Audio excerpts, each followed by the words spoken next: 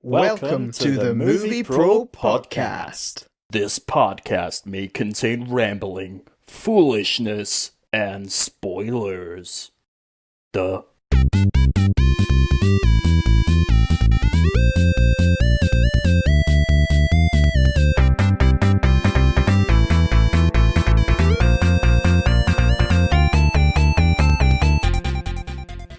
Good morning, good afternoon, or good evening, depending on when you're listening to this podcast. My name is Martin Cowan, and I'm here with my best friend in the whole wide world. Not physically here, of course, we're still just about in lockdown. Stuart Ryan Cinnamon. Salutations, Martin. It is me. It is I, Stuart Ryan Cinnamon. You know what? I'm looking in the camera there, and I'm getting a bit of a jawline again. I'm looking trim in this lockdown business. Yeah. You're spending your lockdown time to get your walks in, exercise, and slim? Yep, burning 1,000 calories a day.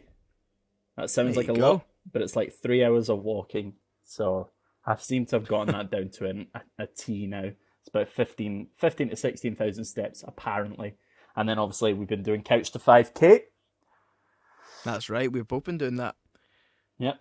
Trying to lose a bit of the lockdown flab. Yeah, well, and, that's the thing, right? I've been buying football shirts and I've been buying other clothes. I've essentially got a whole new wardrobe, but I bought everything in a large, and right. I'm currently not a large. I'm in that awkward middle. Like, listeners will know what I'm talking about. There's this awkward middle between like a large and an extra large, where extra large clothes look really baggy on you, and large clothes look too tight on you. So you're in that awkward middle. Yeah. I think I might get there. I'm testing it by some football shirts that I have bought. So you're buying in preparation for being that size. So I buy in prep to then keep it. It's almost like a goal. But anyway, we're not a weight loss podcast. We are a movie podcast. We are a movie podcast. So are we gonna move on to the most famous news segment? In the whole of Straven movie podcast. I don't know how many podcasts there are on Straven, but we might be the only one. Who knows? Either way, This one is the most famous, I believe. I'm going with that. It's Stu's News. Yes, Stu's News. Here we go. It's Stu's News. Stu's News. I've made my own jingle. No, that's not staying. That's not a thing that's happening. Anyway. I'm gonna take that clip. And I'm going to cut it, and every time we do Stu's News, that's what I'm playing. Oh, please don't. We'll come up with something better than that. I might. Yeah. You keep me back. I'm chomping. I'm ready to go. It's a bumper news week, Martin. And do you know what, actually? I was going to start with some news, but I'm going to start with something I've watched this week. And I want to talk about it. I'm not going to talk about it in depth because it doesn't deserve to be talked about in depth. I know exactly what you're going to say. Yes, well, over this past weekend, Disney released Artemis Fowl. I'm gonna come off this so I can see you again. They released Artemis Fowl, Martin, and foul was definitely the word to describe it. It was rank rotten. Now, I've not read the books. I believe you have. Yeah, I believe you have. No, I've not read the books, no. Oh, you've not? Has your mum read the books? No. Somebody in your family's read the books because your mum was talking about it. No. Well, apparently it doesn't matter. My oldest brother, Gavin, has read the books. Right, okay. So apparently it doesn't matter if you've read the books because the film isn't faithful to it anyway. Now, I couldn't tell you what was going on, who was who, and it was very unforgettable. So do you know what? If you're thinking about watching it, listeners at home, don't do it. Just don't put yourself through that. Don't do it. Was it a Artemis fire? Oh, yes. It certainly was. Its issue is it tries to squeeze too much into a short runtime. It's only an hour and a half long, but it tries to squeeze way, way too much into that 1 hour and a half. So if it had more time, then maybe it would actually be decent. But no, it's not. And that's all I'm going to say in it. So we're moving on. Anyway, first piece of news is AMC theatres are planning to reopen globally in July. Now, AMC over here, they own Odeon. Yep, they own Odeon over here.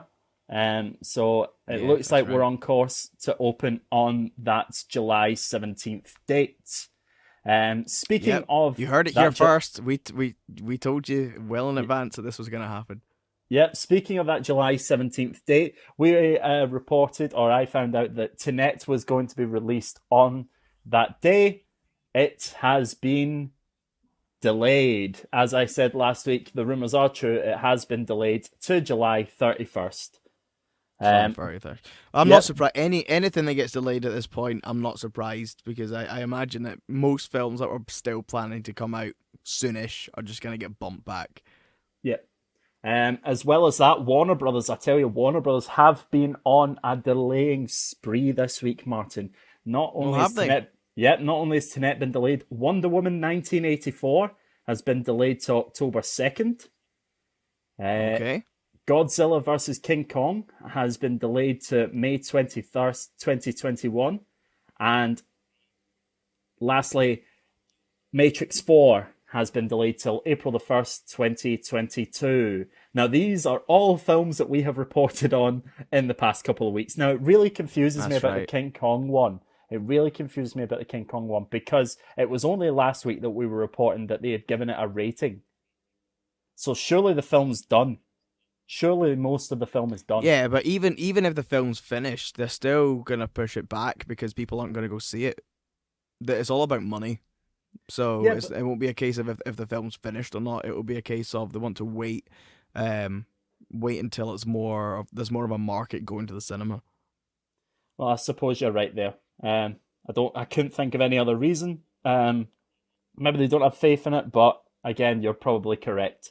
Anyway, just to keep firing through, we finally we have a date set for No Time to Die to be released. Oh, It is and going when's to be that? November 12th in the UK. This November year. 12th. This year, yep, November Oh, 12th. good. I'm glad they've still Well, got it out this year. yeah, well, literally, it was going to be it was like the week before we were put on lock, or the week after we put on lockdown, and it was due to come out. Anyway, Yeah, so yeah, it was it was kind of the first film to kind of go, boom. We're not yeah. doing this one It yet. We're was going to do it that later. and A Quiet Place Part Two. Quiet They Place were Part Two. Yeah, the two films that immediately came out and said they were getting delayed. yeah. With well, whilst we've had films rescheduling when they're coming out, we've also had films going back into production. So that's good news. Nick Kondo tweeted first day on the job, and he is working on Spider-Man Into the Spider-Verse 2. So they've started Oh, production cool. on that movie. It is definitely set to come out. So that's some good news that has got off the ground and is starting as well. Yeah, I love So that I'm first looking film. forward to that. Looking forward to that. See more of the Spider Verse. I read a lot of the Spider Verse comics, not the original Spider Verse, but when they did a kind of reboot of it in the past couple of years, and I kind of read them. So that very interesting story. So I'm looking forward to what they do with the sequel. And last bit of news is I don't know how into this you're going to be, if I'm honest. Okay. Is that Blumhouse? Have you ever heard of the studio Blumhouse? They kind of They do a lot of do, horror films, right? yeah, they are the big wheelers and dealers of the horror franchise. They kind of own the monopoly of that. Their reboot of how to say this right? Bram Stoker's Dracula. So they're Okay. rebooting that, and apparently it's going to be a faithful reboot. So that's good news for any fans of that movie. I personally have never seen it, but it does have a almost legendary status in the movie industry. But this kind of goes on to a conversation that I believe we've had about other kinds of films. I think, is it zombie films we were talking about, or was it vampire? I know it was vampire films. Okay. Right. Okay. Yet again, we're talking about vampire films. Yeah. So Dracula, does that news entice you to go and see the movie? Honestly, no. I'm not. Um, as you all know, I'm not a fan of horror or anything like that. I think it was vampires we spoke about before, and yet again, I'm still like, yeah, cool. I'm not bothered, to be honest. I'll wait until a trailer comes out. I'll see if I think it looks any good, but it's really not my thing. Yep. Speaking of trailers, a couple of trailers dropped this week. Don't know if you've seen them. It was Bill and Ted Face the Music. Did you see the trailer for Yes, that? I did see the trailer for that. I did. Yep. And what's your thoughts? I have some reservations. I think, Uh-huh. yeah, it's hard to tell. Also, I need to rewatch the first two again, but um, putting that aside, it's one of those films that any film that tries to recapture something that they had a long time ago and then trying to remake it with it when their actors are older, has it lost the magic? Who knows? We'll need to see. I think the trailer has divided quite a few people and Yeah. went, it doesn't look, yeah. So we will see. I don't want to say that. Oh, I think it's going to be rubbish. It might be good. But yeah, the trailer certainly didn't blow me away. Yeah. As well as that, I don't know if you've seen this yet, but there's a trailer for a film coming out on Netflix about the Eurovision Song Contest. No way. Yes, starring Will Ferrell and Rachel McAdams. Oh, Um, really? Do you know what year it's going to be set yeah, in? no. Okay, I, I was gonna ask you whether it's gonna be modern day or whether it's gonna be like Eurovision in the past, and this is like a movie celebrating it. it looks to be modern day. Oh, okay. It looks to be modern day. I wonder how But many then, jokes about the UK they're gonna make. oh, I have no idea. But well, they're playing characters from Iceland, I believe. So Oh, okay. obviously not a true story. But yeah, it might be worth a watch. One of those rainy day movies, I think. So yeah, that's all I've kind Cool. of really got to say on that. I had, it's not a film Yeah, that immediately grabbed me, but as I saw it in passing, I thought I'd bring that to your attention because bring it to my you're a attention. fan of Eurovision. I used to be a big fan of Eurovision. I used to save the date every year and support the UK and think every song was amazing when you go back and listen and go, oh yeah, they weren't, were they? Yeah. But at the time, I'm like, yeah, come on, UK. Um, but yeah, I What? haven't watched it in a while now. Hmm. It's kind of lost the magic for me as I've got older and realised that the UK entries are always terrible, and also the Eurovision Song Contest is mostly to do with country politics anyway. It's kind of lost interest to me. Yeah. My mum and her friends used to always have a big party for Eurovision, when we were younger. I think they were just looking for an excuse to get drunk on a Friday night or Saturday night when it normally is. So I remember it being a big thing back then. Janice. But I think everybody else, I think, they've all given up on it. I don't know. My mum definitely has. My mum won't watch it anymore. So no, it's not a big thing. Blue did a good song for it, did they not? Was the Blue one I good? liked it.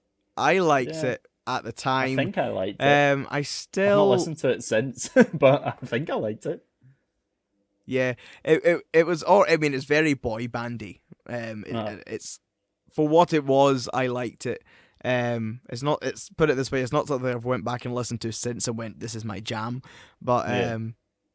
yeah, I think it was one of the better years entries.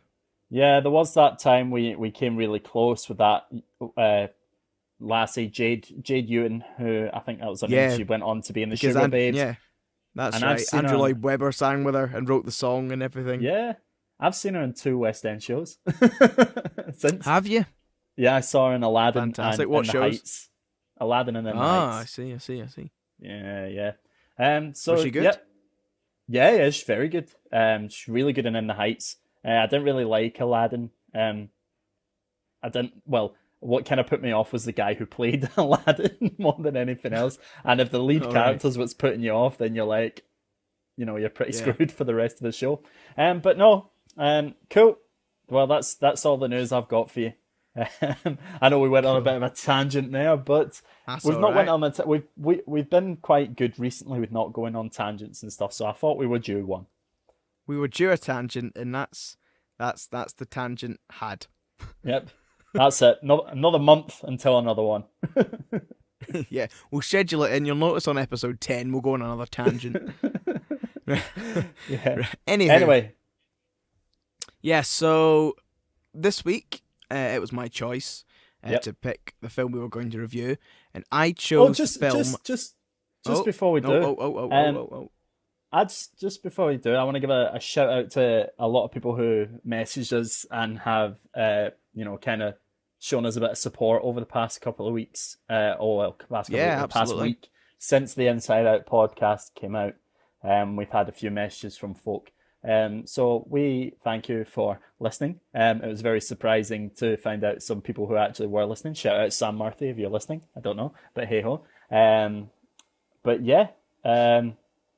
Anyway, sorry, I stole your thunder again. On you go. Yeah, no, it's all right. And just off the back of what you said, anyway, everyone who's listening, we really appreciate every person who listens to this podcast. We really Yeah. just do this as a passion project, but Let love the us know fact who that you people are. like to listen and like to hear us. Yeah, if you're listening right now, send us a message so that we know who's listening. Because we see the numbers and we go, who are these people? So genuinely, if you're listening right now, please message us, whether that's on Facebook or on any of our pages, just so we know who's actually listening. Because we're like, we would love to know. Yeah, Anyway, messages saying that was bacon another tangent. sandwiches. Why not? Bacon Yeah. sandwiches it is. Anywho, let's get back to the task at hand before we go on Yes, any longer. yes. We Let us. let us entertain you. We are going to be doing this week Baby Driver, which is a film that I really enjoy. Hmm. The main reason I really enjoy this film is because I have a real soft spot for these type of movies, and it's like movies with an amazing like soundtrack with like songs, great songs that are woven into the movie, woven into the story, and it's also got a really nice love story in it, as well as loads of action and car chases. And I'm just like, for me, it just hits this little sweet spot that I really enjoy in movies. So the sort of basic synopsis of this film, it's a movie that's about a getaway driver who has tinnitus in his ears, so he has to listen to music on his iPod all the time to drown it out. Which is sort of the basic backdrop for what this movie is. Um, and as I said, I knew that I loved this film when I picked it. But just rewatching it there's actually loads of plot points that I actually forgot about because I haven't actually seen this movie loads. I've only seen it a couple of times. But it's one of those films that I don't want to overwatch because I think if I overwatch it, then it'll ruin the appeal for me. But just every so often I pull it out and it just hits a nice wee sweet spot for me. That I'm like, oh yeah, nice songs, nice driving, nice action, a nice wee love story. So it's really cool. So in the it starts off in the opening scene with the main character Baby, sitting in the car, and he's at a job where people are robbing. It might be a bank or somewhere, and he's got his earphones in and he's listening to his music, and everything that he does, all of his actions are in perfect tune to the music. So Yeah. he's sitting listening to the tunes, and his fingers are tapping to the beat, and then suddenly he turns the wipers on. The wipers are moving to the beat, and he's mouthing the words and singing the songs into a water bottle, and he's doing that. And something I find really cool about this film is that it's not just Baby who does actions and what he's doing to the music. The sort of whole film kind of fits into to all the songs that are being played. Yeah. So, Yeah. Yeah. and I just think that's a really smart and clever way of storytelling that Edgar Wright, the director, wove into this movie. Is like every car door closing and people walking to the beat and all these little things. Some of them you barely even notice, but it's all in perfectly in time with whatever music's playing, and I just think that's really cool. Um, Yeah. so Baby, once he gets into the car, they just do this big getaway driving scene where they're screeching in and out, doing amazing driving moves, and they get away from the police and jump in another car, and they go back. And Baby goes and gets coffee, and then I think this is the scene that really emphasizes how much in sync the music is with the Yes, movie. Is I have the notes. scene where he gets coffee? Yeah. Yeah. And this is one of the scenes that just goes. It's so clever that that this is one of the scenes I think of when I think of Baby Driver, is this scene, because he goes to get coffee, and he has the music in his ears, and even as he's walking, the graffiti on the walls as he's walking are like the words to the songs, and That's what I've got written. Yeah, yeah, and I'm just like, it's just so cool and smart. and because how when it has the wee trumpet solo, he stood outside of a brass store. yeah. So every beat of this, especially the scene, every beat is to the music. Just And something I noticed in that before you go on is you're a barista, yeah. I am a barista, yeah. Those coffees were made mad quick, like. Yeah, I don't have that written down, but I did I think took it that. down. I went, Martin must be raging. Those coffees were made right, and those coffees were made right quick. There's no way they're proper. I know, I'm sitting going, that's some artistic license right there. Four coffees, please. He turns his head away. He turns his head away to look out the window and turns back, and they just get slid, and that's it. Boom. I'm just like, right. If only it was that easy.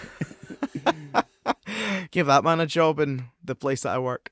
Yeah, so this whole movie is more or less like a dance rather than just acting scenes, because there's music so much throughout the film. It's all the way through it, and everything is so to the beat. It's almost like it's just one big choreography dance because everything has to be so in time. Yeah. And everything is so intentional, and that's what I think is just impressive from a movie making standpoint. I'm like, it's so precise, everything that's going on. If you're not paying attention, you might not even notice sometimes, and then when you tune into it, what's going on, you're like, wow, this is so in sync. I think people really underestimate the importance of music in movies, and to have it be almost a character in this one really kind of highlighted that. And I think even going away from watching it the first time, I think as much as I love soundtracks and there's different bits of music that even I'll listen to when let out running or when doing any kind of exercise from movies and whatnot, that this film was kind of the first film that I remember, obviously, who made the music the story almost as such. Yeah. I mean, I think for me also, it's the same reason why I love both of the Guardians of the Galaxy movies so much as well, but just because I love the fact that there's really good music as part of the story. Guardians of the Galaxy doesn't do it in such a way that everything's done to the music, but they use the music as a storytelling point. Yeah, it's a prop. Yeah, and that's something that really appeals to me. So back to Baby Driver. After they've completed the heist, they go back to wherever their sort of base is, and they sort of split the money, and you get to meet their sort of boss, whoever's running the heist, called Doc, played by Kevin Spacey. Ooh. Yeah, there's a bit of controversy here. Less said about Kevin Spacey. I was gonna look this up and didn't before. It's my fault. I should have looked this up. I think this might be his last role before.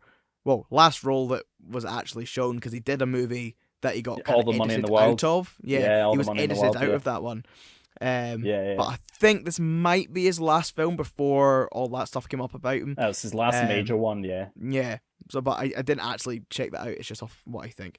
Anyway, so he's the big bad guy in this film. Well, kind of. Surprise! Kevin Spacey is not a nice guy. So basically, as they split the money, it appears that everyone's getting equal pay. And then as the crew members go their own way, it's only Doc and Baby who are left as they go to the car in the car park. and Doc actually takes Baby's money, and it's revealed that Baby actually owes Doc money, and at this stage it isn't revealed why. But it's like, no, you owe me money, and you've still got one more job left to do, to repay me, and then we're square. After that, Baby, he always gives Baby like one sort of like handful of money, but like not a lot, not the bag load, just a wee bit, just to go, okay, this is enough to keep get him you sweet. Yeah, this is enough to get you by, but you're not getting everything because you still. Yeah, I mean, there's evidently some relationship there. Like, there's evidently some kind of, kinship between the two, whether he sees Baby as like a son or whatever. We go on to see how he is a bit more lenient towards Baby, and towards the end, which we'll get to. But at this moment in time, you do kind of get that he's not a nice guy to him, but he does kind of look after him a bit. So it's at this point in the film, you get to see for the first time that Baby likes to make sort of mixtapes, and you see that he's actually been recording the conversations he's been having with Doc and the rest of the crew. He's been recording their conversations and then going home and making little cute wee mixtapes of just like literally about to drop the hottest album of 2017. That's what he's doing. Yeah, I mean, I find it quite funny when you listen to it. It's like mixtapes of him going, "Is he slow? Is he slow? No, he's not." I can't remember what it is, but it's just like it's on the all that that one, at least I'm pretty sure, is on the soundtrack for the movie. Yeah, I mean, it's certainly in the end credits as well. But I think it is on the soundtrack.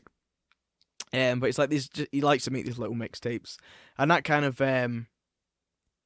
shows when he opens up all of the he opens up his case with all of the mixtapes, and he's got hundreds. And there's one that stands out, which is an also nice wee filmmaking technique, because the rest of them are all sort of a dark color, and the one you want to notice is smack bang in the middle, and it's like bright, and it says "Mum" on it. Yeah. Or so Mom. Or Mom, MOM, because he's American, if you didn't know. What? So, and that plays an importance towards the end of the film. But what you do discover is through flashbacks at this stage that is that his mum and dad died in a car crash, and that's what damaged his ears, because he was also in that car crash. So when the car crashed, his mum and dad both died, and he had his ears damaged and got tinnitus. Yeah. Or tinnitus, depending on your pronunciation. I would say tinnitus. Thing is, this is the thing, I would say tinnitus, but I know you say tinnitus, and in the film they said tinnitus, but I think you can say either. Yeah. But for the sake, I'm just going to go with tinnitus to keep everyone happy. Put it this way, they're not going to understand what you're saying anyway. Oh. Yes! Bad joke! That was a bad joke. Just a lot of ringing. Anyway. That must be, you must be raging if you've got one of them old phones. Now you hear us ringing. You'd be driving yourself insane. That's number 2! You're on a roll today. You're on a roll. I know. Yeah, so Baby goes into a diner that he's been going into for years, because it's later on, it's revealed that his mum used to work there. But I was about to say, you're revealing why, and then you did. Yeah. His mum used to work there, so that's the connection. So he always goes to this diner, and he meets this girl there who's only just started working. The lovely Lily James. Yes, I like her. What else is she? She's in something else. Mamma Mia 2. That's what it is, and I like her in both of these films. Do you know somebody messaged me after whatever podcast it was when we were talking about Florence Pugh, and they were like, yes, I know what you mean, and I'm like, yeah, you know. You know. So she's another one. She's on my marry list. On your marry list. Yes, of women I'm going to marry. But you can only marry one. Going to. I could end up with more. Oh no. You know, actors and actresses, you know, their relationships aren't always successful. Yeah. Well, this is a cheery podcast. Oh dear. Oh dear. Oh Marriage. my I'm going to God. marry a lot of people because you know most of marriages end in divorce. No, I never said that. I said just lot of ones involving actors and actresses. Surely, well, I don't know whether it's because they're more publicized, but surely, you know, there's a lot of them. Just talk about the movie, please. Lily James, Deborah, she's in. Yeah, right, okay. Focus, right, okay. Lily James, Deborah, you meet her. She's singing a lovely song, and it happens to be about baby, is what she's singing. B-A-B-Y, baby. That's There you right. go, you get that one for free. So baby instantly is interested, and I've got here. Baby falls for her instantly, and she falls for him. Both of them, love at first sight. He's a smooth Awfully, talk. Well, I don't awfully think that's convenient. first sight. I don't think that's first sight. How? Because Explain. well, he sees her before when he's at the diner, when he's at the coffee shop, and it's almost like there's a recognition there. And if you're saying he goes to this diner, then he's evidently seen her before. But this is like her first day because she goes in and she's still wearing Jonathan's name badge because But she's she like, says she's been here. She says she's been here like a week or well, it is implied that she's new, but she's not first day on the job now. It's like first week, so surely he's been in that week. I don't know. I'm picking apart a movie. I'm picking up. Well, that's the whole point of the podcast. But I'm picking holes where I don't need to be picking holes. You know? Well, it's when I I'm say not love at lost in the first sight, story. it's more or less the first time we see them. You know, she's new. He's Yeah. infatuated. He's a and, smooth talker, by the way. He is a smooth talker. Yeah, I was thinking that watching it. I was like, oh, he's got all the patter for somebody who doesn't talk much. Yeah, what was it? She says, "Oh, you're mysterious, aren't you?" And he says, "Maybe." Like, oh, Yeah. And you're just like, oh! I wanted to take my cup and throw it on the floor because I was like, damn, he's smooth! smooth criminal. Yeah.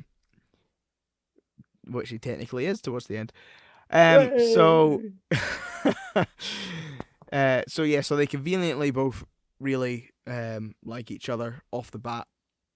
And that's great, and certainly he goes and I think he records a bit of her as well, and suddenly he's away at home speaking to his I was gonna say adopted dad, his foster dad, who is also more or less completely deaf and can only really hear music through vibrations.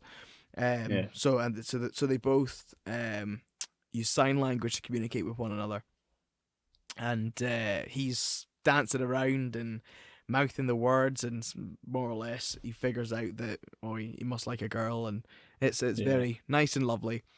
But baby's phone rings and he has to go to his second job.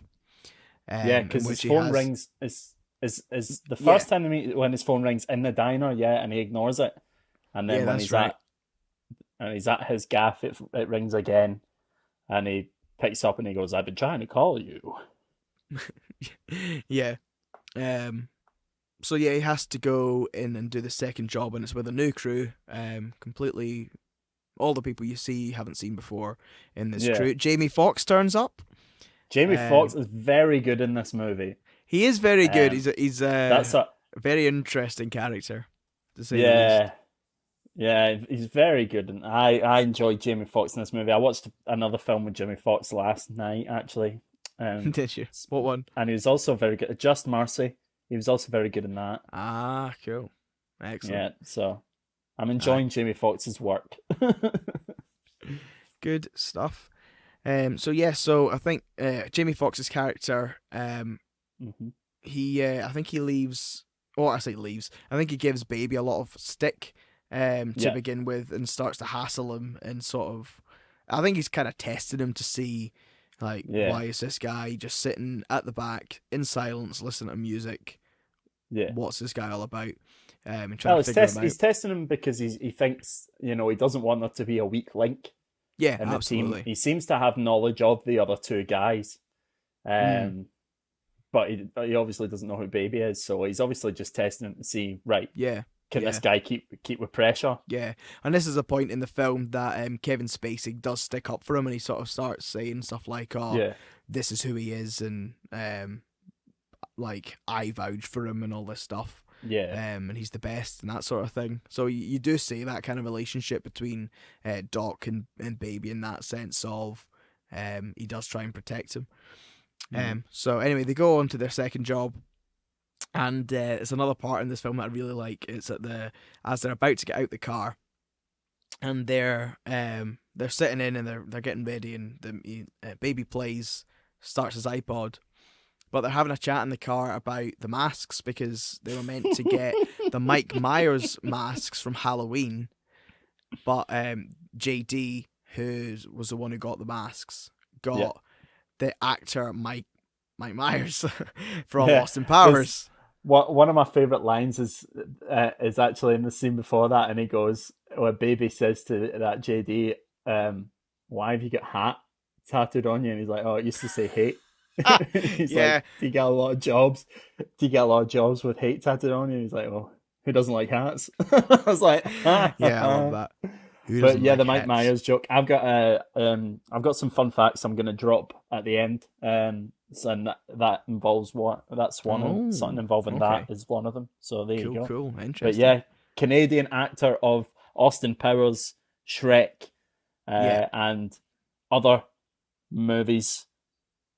I'm sure he has done other movies. So Yes, I yeah, can't remember so some of them, but yeah, so he's got the wrong masks. So that's sort of the first thing here is that JD's messed up because he's not got the correct masks. He's got the Mike Myers like from Austin Power masks, very and good joke. that Very wasn't good part. joke. It was a great joke, but it wasn't part of the plan. Nope. So because of this kerfuffle in the car, and I'm talking about that, they delay getting out the car.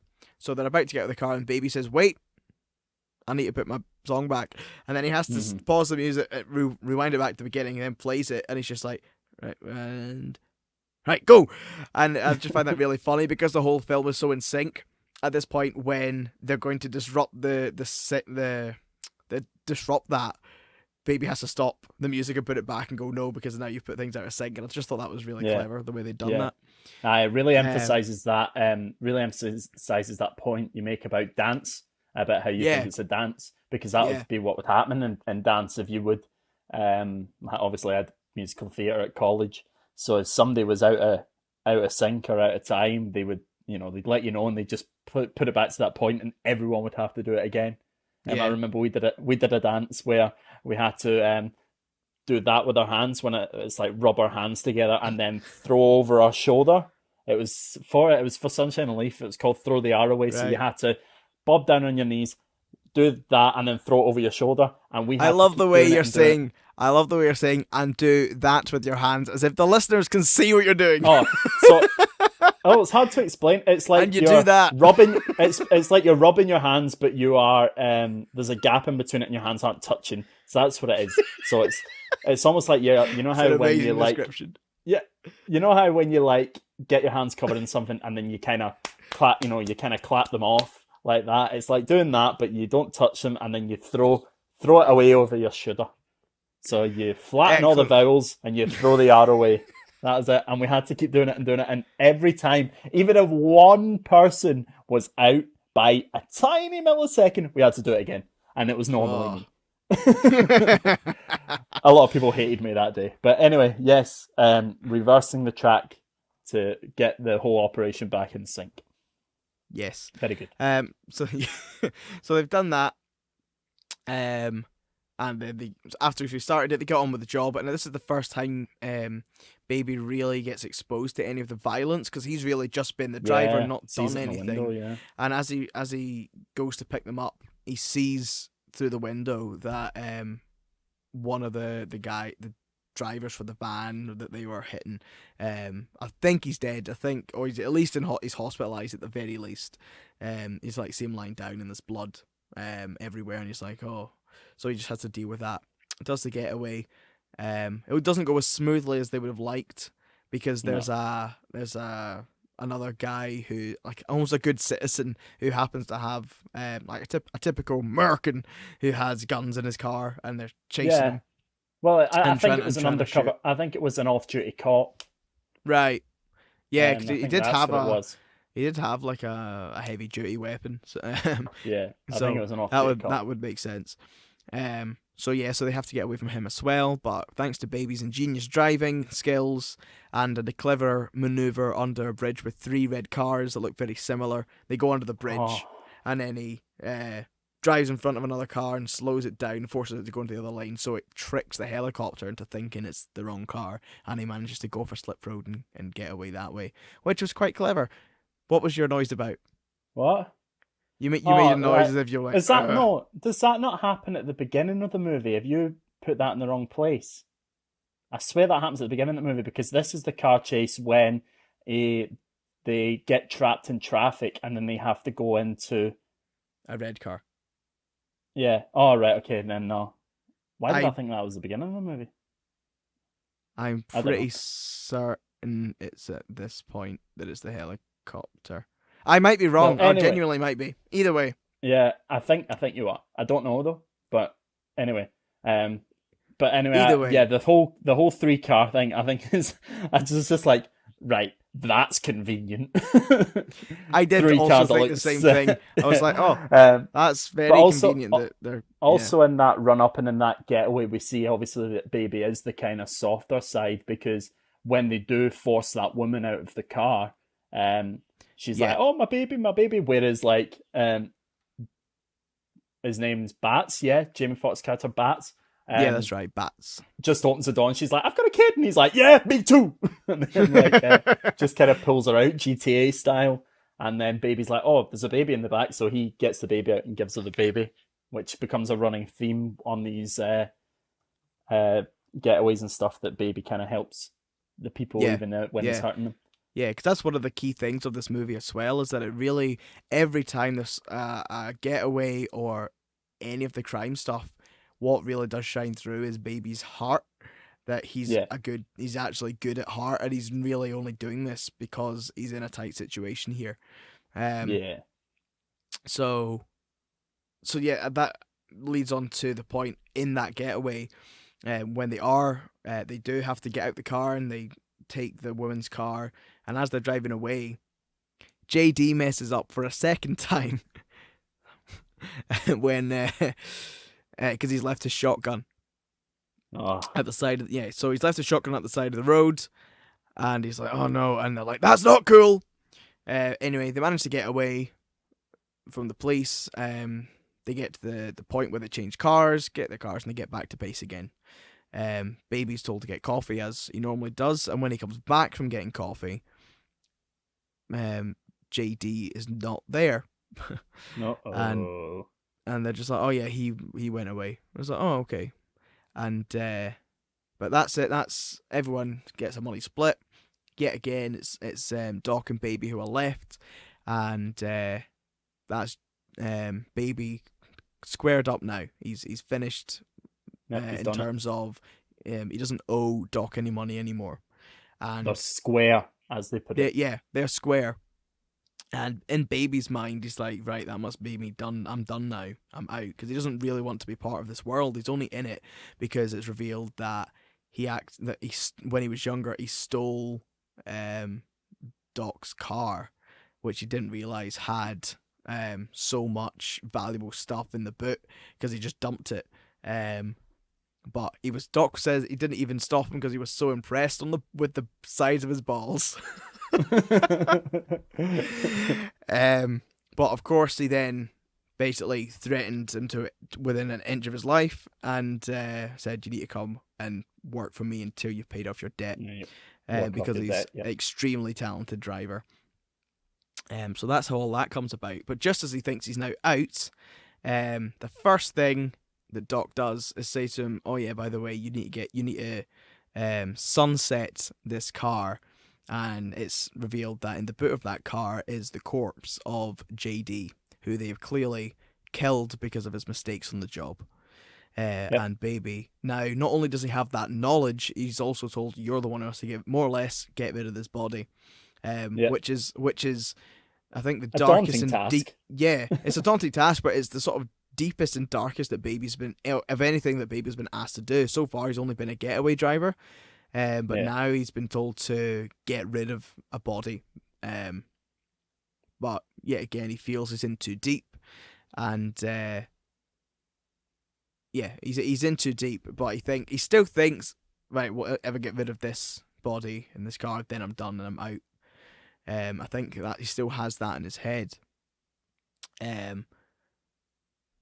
So he does that. I think the song he plays when because he basically takes the car to the crusher and gets it crushed, and I think he plays "Live and Let Die." What was the song he played? "Live and Let Die" isn't in it. It's "Easy." Oh, that's right, "Easy." That's right. Because that, as we learn away down the film, away towards the end of the film, that song has an importance to him. So I think that song really kind of calms him down, and chills him out. Yeah. So he plays "Easy," and he takes off the driving gloves, which Doc had actually given him just before that. Before his last job, he gave him that as a gift, and he gets rid of his burner phone, and he thinks he's out. So then he goes and meets up with Deborah again, and they go on a date. They have a bit of banter between each other, and then it's like, right, let's go. So they go out for the finest whining and dining. Which is a line he takes from Darlin, when he hears Buddy and Darlin having a conversation. He does that a lot. If you actually look, he takes a lot of stuff from different people. You know how that scene? There's a scene obviously where he sat watching TV with his foster dad, and he's flicking through the channels, and there's different bits from like movies and stuff. You know, there's "You Are So Beautiful" from, I think it's Little Rascals, and he says that to Deborah. There's a line from Monsters Inc. which he says to Doc, which eventually, Doc pulls him up for. Yeah, I thought that sounded familiar. And there's like that whole scene, he says everything that's in those TV things. So there's a fun fact before the fun facts for you. That's cool. I actually didn't know that, so that's really cool. That's another reason why I like this film. Now, so they go on their date, and they seem to be having a lovely time. It's kind of a montage. You don't really see what they're saying, and it's they're clearly having a lovely romantic time together. Yeah. And what's that like?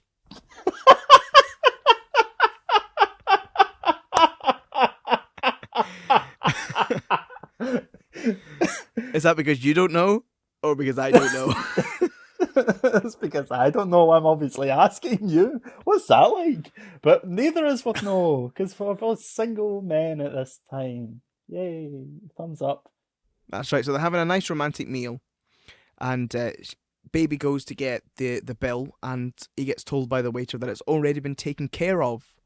And he looks over, and it's Doc standing there, who's now paid his bill. And you're like, oh, that's not good. And Nope. Baby's like, oh, that's ominous.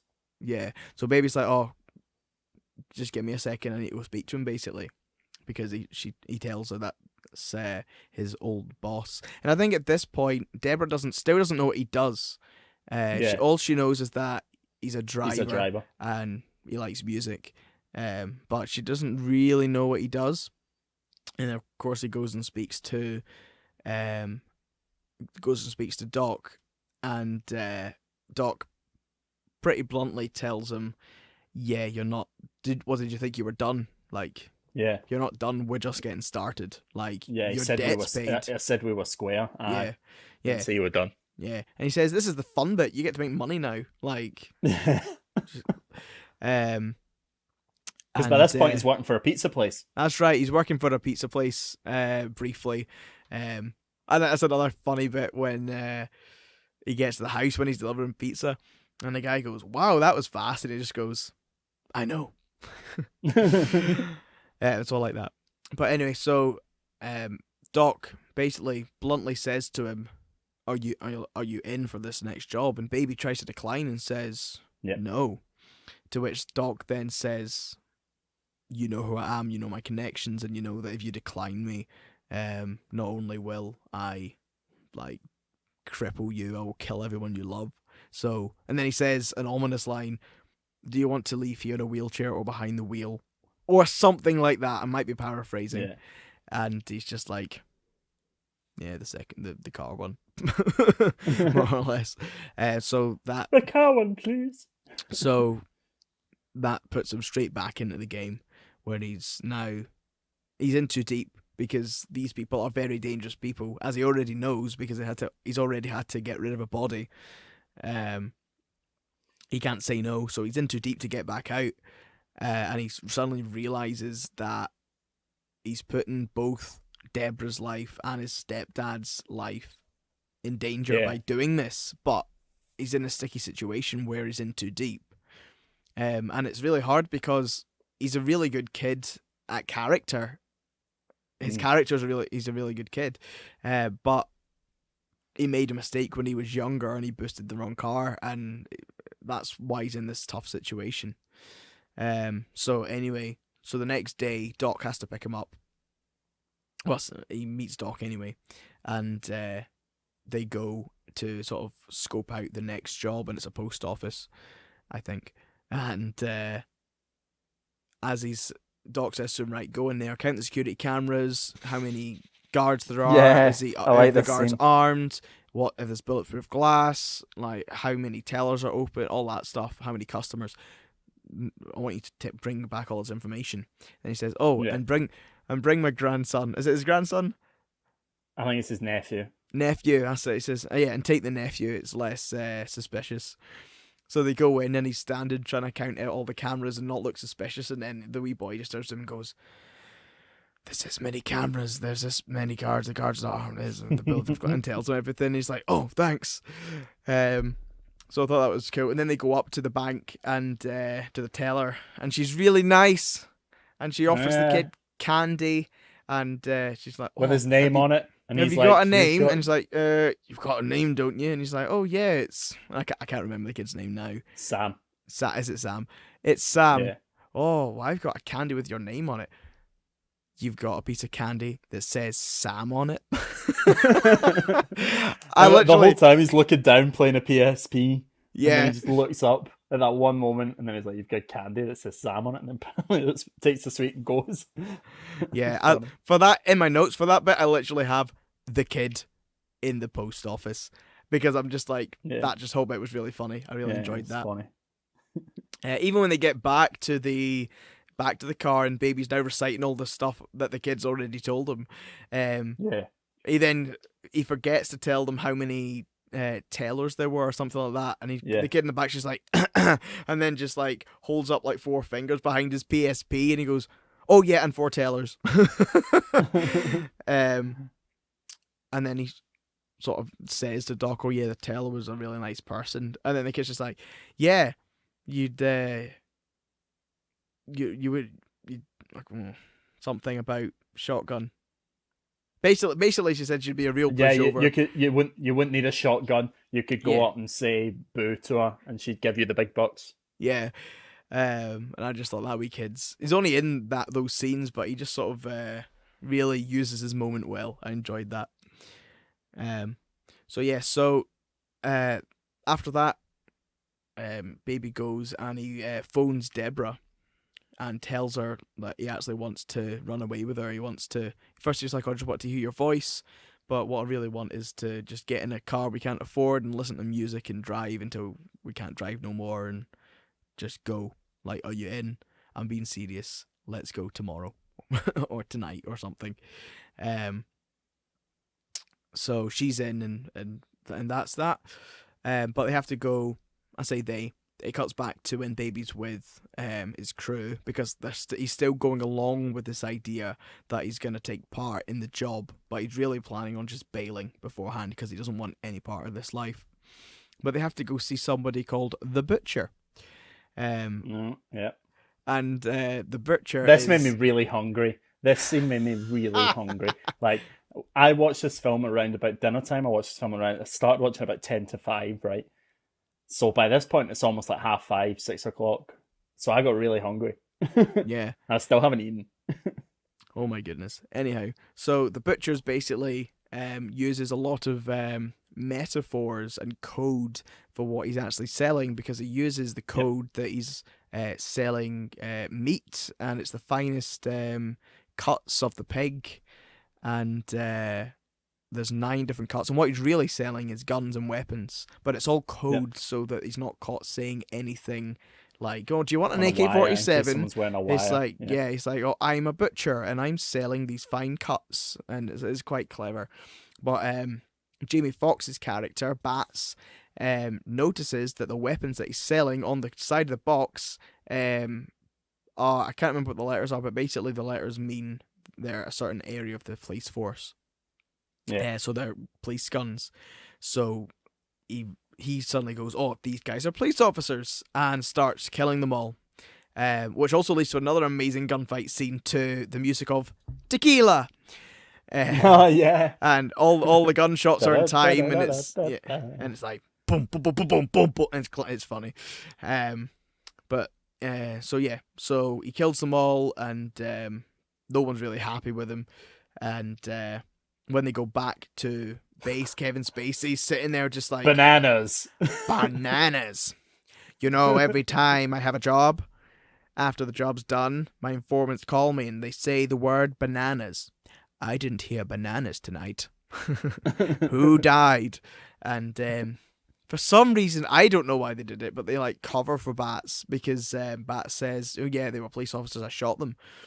And he's like, "Yeah, they were my police officers." And he goes, "Well, they shot first." And Yeah. which they didn't. Bats was the one who No. shot them. So Kevin Spacey turns to Buddy and says, "Is that true?" To which he says, "Yeah, that's what happened." And then they turn to Baby and go to ask him. And I genuinely don't have any notes about it. What he says? Do you remember? No, I think he kind of asked him, is that right? Did they say it? And I don't actually think they get an answer out of him. I think Yeah, I'm something trying to else kind think of what pulls his was. attention. Yeah, I was trying to think what was said. I don't remember, because all what happens is that Kevin Spacey turns around and says, "No, we're pulling this job," but I can't remember Yeah. why he says it before Baby gives an answer. I'll need to Yeah, I rewatch think that. I think it's because Jamie Foxx's character was pretty much like, well, the job's done anyway, and then he went, "Nah, it's done. Away you go home." So he says Because he's he could pulling the tell. job. I don't think Baby says anything that I think, like, obviously, Doc can sense Yeah, that yeah, they didn't because of Baby's reaction. So I think that's how it kind of falls yeah, apart for everyone. yeah. So that's basically they're about to pull the job, and Baby basically says, "No, we're doing this job." To which I'm not really sure why. I'm not sure if he thinks it's gonna interfere with his plans of running away if he doesn't say he's gonna do the job, or why Well, he's is still. it to do with the dance that we've been going through, you know, and how it's all part of the plan? Maybe, maybe, I don't know. It's one of those things that I'm not too clear on what his thought process was. Maybe it was to do with that. Maybe it wasn't. But either Yeah. way, he says, "No, we're still doing this." And so they go, "Okay." I think it's because he knew that if he didn't keep the job going, that Bats would probably kill him. Quite possibly, quite Yeah, possibly. Yeah, he because wants he to. never spoke up. Yeah, yeah, you're probably right. Actually, it's probably a good point. So after that, what happens is they're all gonna sleep in the because the attention on them's too hot now, because they've killed police officers. They're not Yep. going home. They're staying in the one location and sleeping. And Baby tries to sneak out at 2 a.m. Because he's gonna go meet Deborah and run away. Yeah. Uh, Oh, yeah, because we missed talking about that scene where they actually go and they all go into the diner yeah, together. Yeah. And they meet Deborah. And I wanted to talk about that scene because the song in that, it was the first time I'd ever heard that song. It's Something Is Wrong with My Baby, and Something's Wrong with Me. And it's it's a banging of a tune. It's by Sam Cooke. I loved it. But yeah, that was a very tense scene because obviously they met Deborah and kind of sussed out that Baby and Deborah know each other. So I think that's why he went and said, "No, we're doing this job," because he had that plan and they knew if it wasn't gonna, like, they were either gonna kill Deborah or they were gonna kill him or whatever. Yeah. Yeah. So yeah, I think that's Yeah. where. Yeah. So this is the point where Baby's now going to go and try and meet her. Yeah. And basically, you think that you see him walking out, and you see Bats open his eyes, and you're like, oh, he's gonna stop him. And as he's driving away, it isn't Bats who's standing in the way; it's the other man. Buddy. It's Buddy. And he's saying, look, what's happening? Are you going? I'm got enough to worry about with Bats. Tell me I need to worry about you too. And then Bats does turn up, and it becomes this big thing where Bats shows the tape recorder that Baby's been using, and they discover that he's been recording their conversations, to which he's quickly like, oh no, I'm just record these stupid songs, it's just what I do, which causes this big kerfuffle because they're like, what, are you recording us to go to the police, or what's been going on? So they knock him out, go to his place, ransack it, get these tapes, and listen to them. And it's one of those funny bits that you're like, why? I still don't understand why Baby thinks it's a good idea to record these really dangerous people and just make music with it. It's just the most illogical thing to do. But hey ho, that's Baby.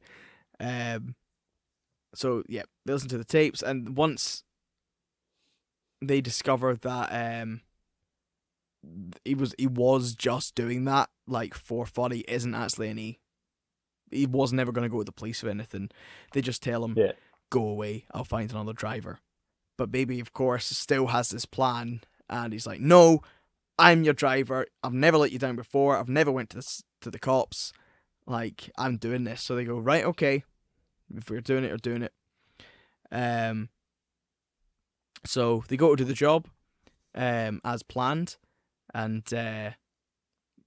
Bats is in the front seat with Baby, and they're sitting at the back where they're all gonna run out, and Bats goes in, and the nice lady from the store, from the tailor that you saw earlier, is walking along, and she recognizes him. She's like, "Oh hey," at the window, and he's just, pretty much. And Baby's just sitting there like shaking his head, like no, don't go in, don't go in. And she realizes something's up, and she runs and gets security. And as the security guard's coming over, they all run out and shoot him. And they get in the car, and Baby's just freaking out now. And they're all shouting for him to go. We need to go. We need to go.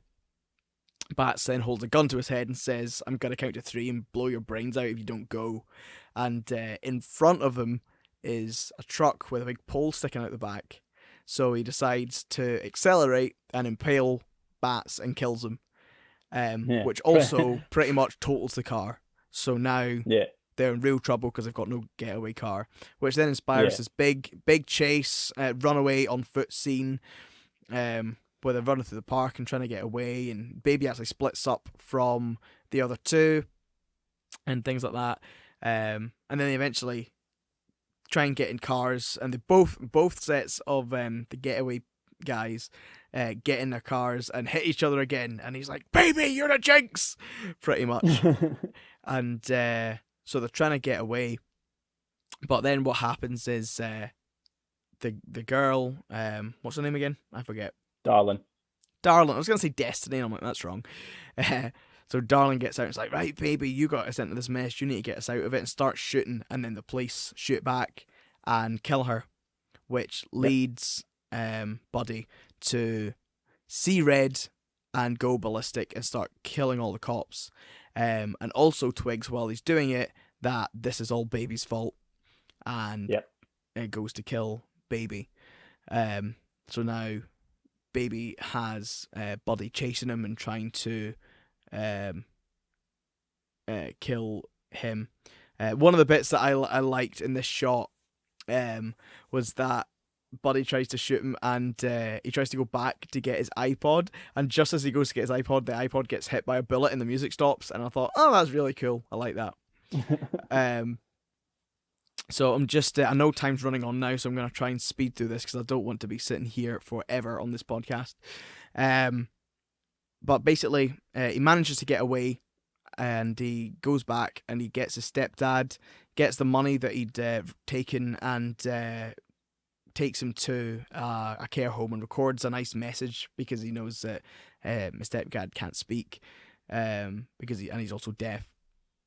So he just records a message for him saying, "This is who I am, this is what I like," and it's very heartwarming, and leaves him on the porch of this care home to make sure he's looked after. And so he's like, he now needs to go and get Deborah so they can get out of there. And as he gets to the diner where Deborah is, Buddy's sitting at the bar. And it's another absolute banger of a tune at that. Never Gonna Give You Up by Barry White. Great song. Lovely. And so this is the real danger point because Buddy is, not only was he trying to kill Baby, because in Buddy's mind this is Baby's fault, and it is to some extent Baby's fault, that the love of his life is now dead. He's now looking to kill Deborah because that's who he knows that Baby loves. Yeah. So you're like, it's this high stakes scene, but then the police come in, but thankfully they don't recognize who they are yet, thankfully for them. But the police coming in actually saves Deborah's life, because Baby then goes and sits on the stool next to him, and basically it's this big threatening scene, and then another one of the waitresses comes in, and Buddy looks over, and as Buddy looks over, unbeknown to Buddy, Baby grabs the gun that's on the table, and as he turns around he shoots him, only in the shoulder. He doesn't kill him, but he shoots him in the shoulder. Doesn't kill him. Yeah, and they takes Deborah's hand and they both run out, and Deborah decides that I don't care that you're in bad company and all this stuff and you've just shot someone. I still want to go with you and I still love you or whatever, which is nice of her. And they disappear together, find a car, and head back to base because the one thing that Baby needs for himself before they disappear is his mum's tape. He wants to have his mum's tape because that's obviously super personal to him. But of course, Doc has the tapes at this stage. So he goes in and asks for his help, and he says, "I'm not helping you. Go away. Basically, you're not getting your tapes. Why would I help you?" And as he says, "Why would I help you?" Deborah walks in, and he's like, "Oh, for goodness sake! Right, go get your tape." Because he realizes that Baby's doing all of this for love. To which Doc does say, "I was in love once." I knew you were going to say something like that because I like to, that's like one of my favourite jokes to do. And that doesn't even come from that. That comes from a Shakespeare play that we did, and one of the lines was, "I was adored once." And then it's just how it's, "I was loved once," and how it just hangs in the air. I just love things like that, and for some reason it's funny. I have no idea. But I say it in ridiculous stuff. If somebody says something, "Oh, I ate this one," huh? "Oh, I ate this one." Yeah. So basically, they go out the elevator, and there's three guys coming to get them, and Doc starts fighting them with a shotgun. Say bananas. Yeah, so he shoots them with a shotgun and tells them to run away. He still gets shot. All that's going on, and then there's a police car coming, and he's like, "I'll deal with the police," and Baby's like, "That's not the police," and it's Buddy. He's coming back for them. And so Buddy's coming to get them, and Doc's standing there to the tune of "Brighton Rock" by Queen. That's right. And Doc's standing there shooting at the car, but the car just runs and hits him, runs him over as Baby get in the other car. And then but before that, the car goes to charge at Baby, and Baby jumps the car. Yeah, that's after. Is that after? Yeah. Anyway, what's that about? Yeah, he's just very athletic. Aye. I'm sure he would. So yeah, so basically this the scene where they're driving about this car park, baby's reversing around and Buddy's chasing him in this police car, and it all leads to this point where baby and Deborah get out the car. Once they haven't got away, but they've just round a corner and get out the car basically. And as Buddy comes round, they're there to, like, Deborah's standing as bait, and then baby like rams the car, and it basically rams it off of this the side of this big fall. And you think for a second that he might have actually been able to kill Buddy. But no, Buddy got out the car just before it fell and now has a gun to baby's head. And you're like, oh no, this could be the end. What's he going to do? And he says, I told you I needed to take, you took something away from me that I loved. I need to take something that you love. And he shoots both sides of baby's head and takes away his hearing because he knows how much he loves music. And I'm just like, oh, that's so hard hitting when this whole movie is about the music and about his love of music. He takes away his hearing. And I'm just like, man. And then he now says, basically, I'm now going to kill Deborah. I wish you could have heard her scream. And you're like, oh, for goodness sake. But Deborah sees that there's a crowbar in the back seat and gets out the car and starts attacking him with a crowbar. And baby's able to get the gun that he drops, or a gun somewhere, and shoots his knee. And Buddy then falls and dies from this great big fall. And that takes you, basically baby then blacks out and wakes up as they're basically driving in the countryside. Deborah's driving them, and she's like, yeah, I'm just driving, listening to music with you, and this is lovely, sort of thing. And it's at that point that you realise this is lovely, and you realise that she's listening to baby's mom tape, and it's his mum singing, and in that song, I believe she was singing Easy, was she not? Easy. She was singing Easy. That's why she's easy like Sunday morning. And that would be a lovely point to end the film, but it doesn't end there because as she's crossing the bridge, suddenly she realizes that there's a huge police blockade, waiting for her, and all the police then come behind her. Those darn cops. Yeah, and all the police come behind her as well, trap her on this bridge, and that's them. And I think she wants to try and reverse and try and get away. Yeah, she's wanting to go for it. Yeah. She's wanting to run. Yeah, and baby's like, no, like, It's time to face the music. Yeah. Oh, for goodness sake, that's 3. Time to face the music. So he decides to give himself up because he doesn't want her to get into any trouble and doesn't want her to have that life. So he takes the keys out of the ignition, gives her a kiss. It's very romantic, and he gets out the car, hands up, and he gets arrested by the police. And you then see this montage of people during his court case giving him a really good character reference that he was just in the wrong place at the wrong time, and he was a really nice guy. When he stole a car, he gave me my bag. He gave me my bag back, and he actually said sorry. And said sorry. Yeah. Yeah. So he gets sentenced to 25 years in prison, but with a review after 5 years. And it's heavily hinted at that he gets out after 5 years, and gets to go on and gets to go out and do his driving adventures with Deborah. And as I would like to think at this point, they live happily ever after. Ever after. And that's Baby Driver. That is Baby Driver. Now, before we wrap up, I'm going to give you 5 fun facts about Baby Driver, Martin. Awesome, hit me. You will be interested by all these. So I referred to the Mike Myers one. I'm going to start off with that one. So the Mike Myers masks were actually supposed to be the Michael Myers masks from Halloween. But the producers were unable to gain legal permission. So Edgar Wright then phoned up the comedian Mike Myers and said, hey, can we use your face in this movie for a mask? And he thought the scene was funny and gave it his blessing. That's brilliant. Also, fact number two. The song Easy by the Commodores was requested for the movie by Ansel Elgort, who plays Baby, after Edgar Wright said, "Do you know any songs off by heart?" And apparently that was one, because he actually can sing, Ansel Elgort. That's right, you can. That's cool. I didn't know that. Number 3. This is probably my favorite one.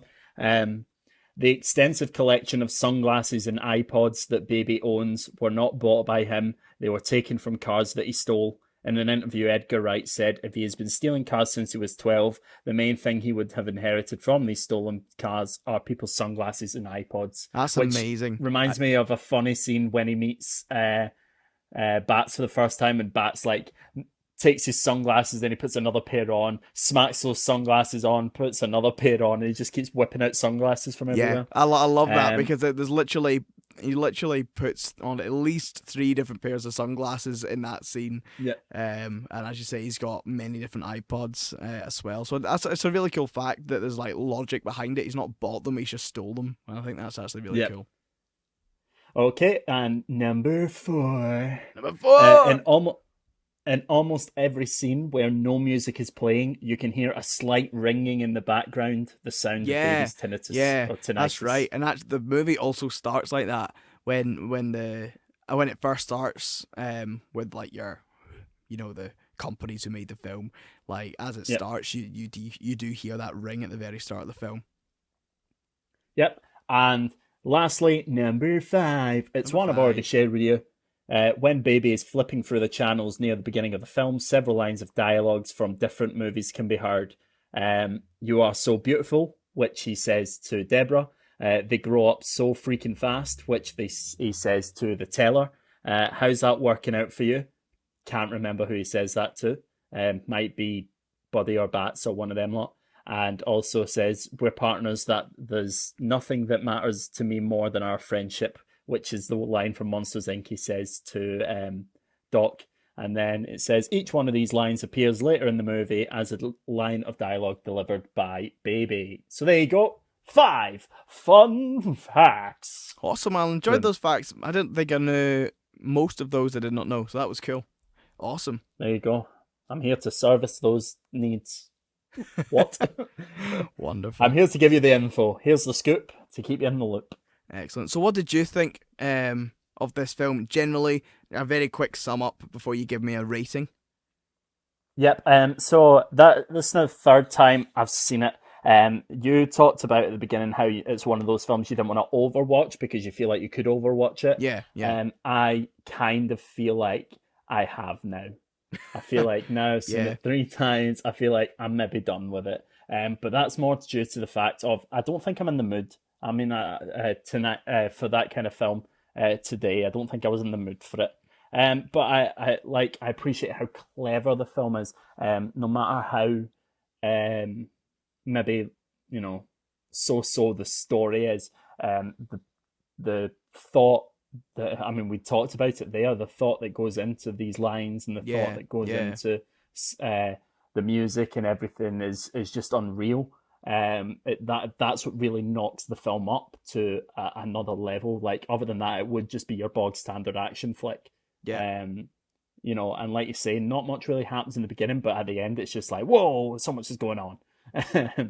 So if I was to give it a rating, I would probably give it a solid 7 out of 10, I would say. What about yourself, Martin?